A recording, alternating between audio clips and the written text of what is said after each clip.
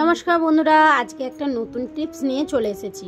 কিভাবে এই কোড়া দেখতে পাচ্ছেন, কোড়াটার অবস্থা কি হয়েছে, কি অবস্থা, কি ভাববো, কি বলবো। একজনের টিপ দেখেছিলাম, তাই ভাবলাম আমিও এবার ট্রাই করি। তো আমি ঘরের পদ্ধতিতেই এই কোড়া ছাড়ানোর পদ্ধতিটা ট্রাই করলাম, যে দেখি সত্যিই কি আদৌ এরকমভাবে কোড়া ছাড়ানো যায়। মানে সিলভারের কোলা কিভাবে যে লোহা হয়ে যায় ভগবান জানে, এত ছাড়ানোর পরেও হয় না। এটা যদি দেশে হতো বেশটি কথা ছাই আর বালি ফালি দিয়ে ঘষে ঘষে হয়তো চকচকা করে দিতাম, কিন্তু এখানে তো বাইরে আর ছাই কোথায় পাবো ভাই।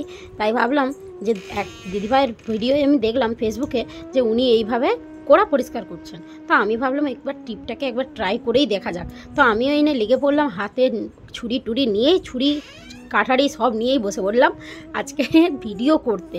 তো তোমাদের দাদাভাই আজকে কি মানে কোন দিকে সূর্য উঠেছে জানি না, তো বলতে দেখছি ভিডিওটা করার জন্য হাত দিয়ে, মানে ভিডিওটা করার জন্য হেল্প করেছে। তো চলো, আমি একটা নিচে বসিয়ে দিয়েছি একটা চাদর, ছেঁড়া চাদর সেটা ছিল। তো এবার আমি কোড়ার পিছনটা ভালো করে এরকমভাবে ঘষে নিচ্ছি। আর খুব সাবধান, এটা কিন্তু খুব তাতা থাকে, একটু যদি বেশি লেগে যায় না ছেঁকা, আবার ফিঢুলি হয়ে যাবে। তো আমার হালকা একটু হাতে লেগেও গেছিলো। তো এখন আমি ট্রাই করছি যে সত্যি কি ভালোভাবে পরিষ্কার হয় আদেও। তো একটু ঠান্ডা হয়ে যেতে আমি এবার একটু ভালো করে ওয়াশ করে নিচ্ছি। আগে মানে ভীম জেল দিয়ে ধুয়ে নিয়েছি। ভীম জেল দিয়ে ধোয়ার পরে অনেকটাই দেখছি ছেড়ে গেছে। ওয়াও, দেখা যাক নেক্সট টাইম।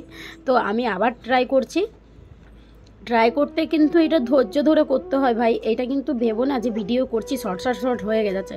এটা আমার স্পিড করা আছে ভাই, এইরকম হয় না কোনো কিছু, ঠিক আছে। তো এইভাবে আমি আস্তে আস্তে ধৈর্য ধরে আমি কোড়াটাকে ছাড়ালাম। আর যথেষ্টভাবেই কিন্তু সত্যি অনেক ছেড়ে গেছে, অনেক ক্লিন হয়ে গেছে। আপনারাও যদি টাইম যদি খালি থাকে, আপনারাও এইভাবে ট্রাই করতে পারেন। দেখুন আবার জালি নিয়ে বসে পড়েছি, যেগুলো হালকা হালকা একবারে চিটে গেছে, অনেক দিনের চিটা না। তো এটা যদি অল্পদের মধ্যে এটা হতো তাহলে অনেক দিন হয়তো ছেড়ে যেত, কিন্তু এটা দেখুন কতটা পরিষ্কার হয়ে গেছে। ভালো লাগলে একটা লাইক করে দিয়ে যাবেন কিন্তু।